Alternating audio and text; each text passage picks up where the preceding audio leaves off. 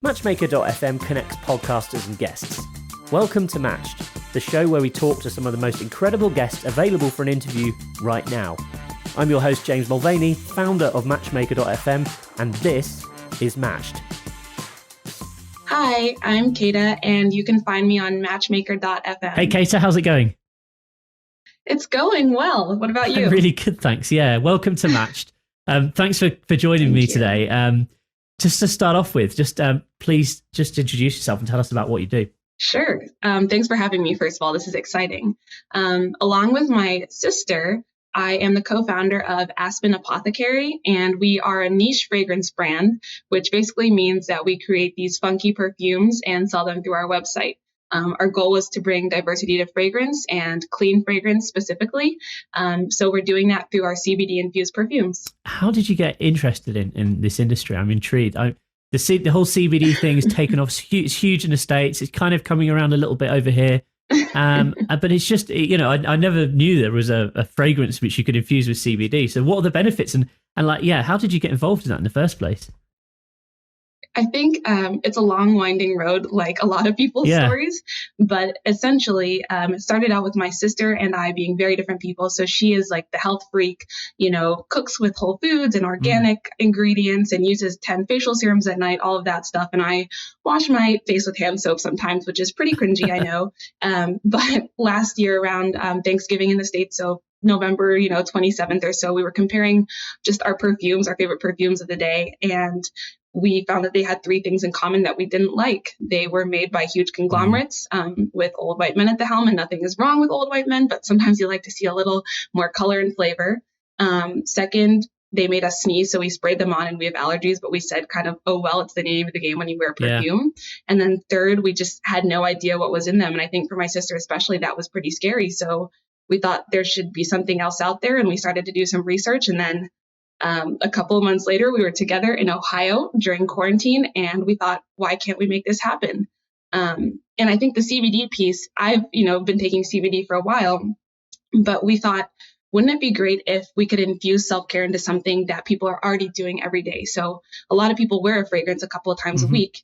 And so why couldn't we, kind of like a tinted moisturizer or something, put self-care into a ritual that you already have? So it's not one more step. It's just a little bit easier. That's a great story. I completely agree. There's so many times where I spray aftershave and it'll make me sneeze. And I've never really thought about it. But you kind of, it makes you think, what's in it to have that effect. Exactly. Well, I think that's a great story. And so I'm intrigued to know, obviously, this is, as you say, is a big buzzword at the moment, CBD. A lot of people talking about it.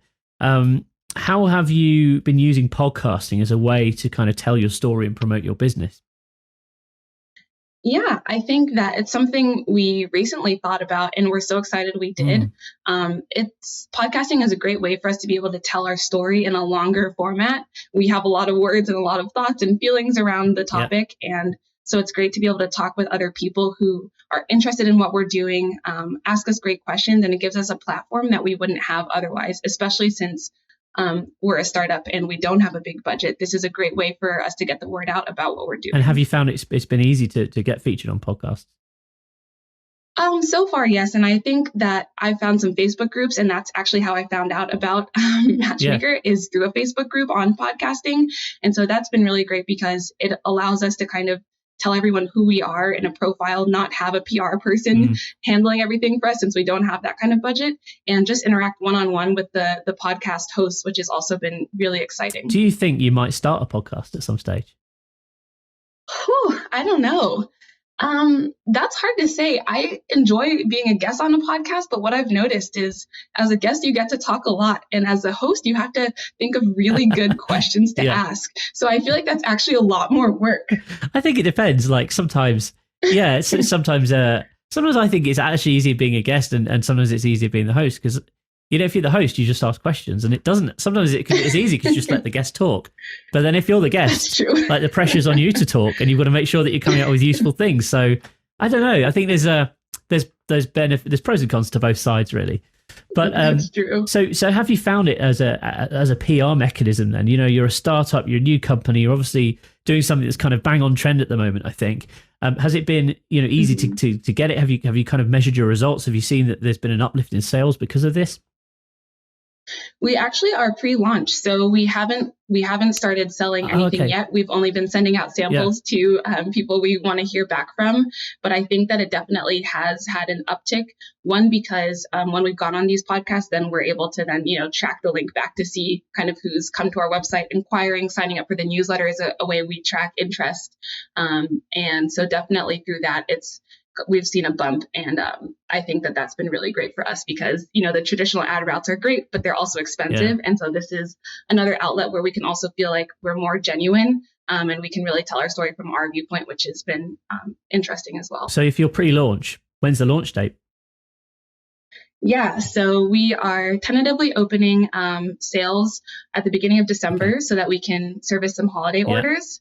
And then we're gearing up to kind of a big launch at the very end of February or the beginning of March. How exciting. And the plan is to kind of continue podcasting up until then. You're going to keep the strategy going moving forward? Yeah, I think so. It's something that we really enjoy. And when my sister and I are able to be on a podcast together, that's all the more fun. Sometimes we surprise each other with the answers we give, I think.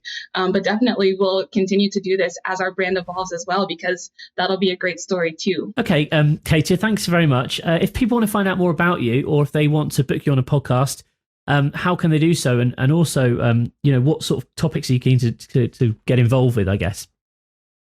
Yeah, so if they want to find us, we're on Matchmaker. And so you can find me there, Keta Burke-Wiliams, with Aspen Apothecary. And you can also reach out to us directly from our website, which is aspen-apothecary.com. You can email us there. And we are excited to talk about all things around clean beauty, fragrance, being Black beauty entrepreneurs, and CBD, of course. Ace, thank you very much. Thank you so much for having me. There is an easier way to get booked onto more podcasts as a guest. Join matchmaker.fm for free today and start making connections with podcasters who are looking for guests just like you.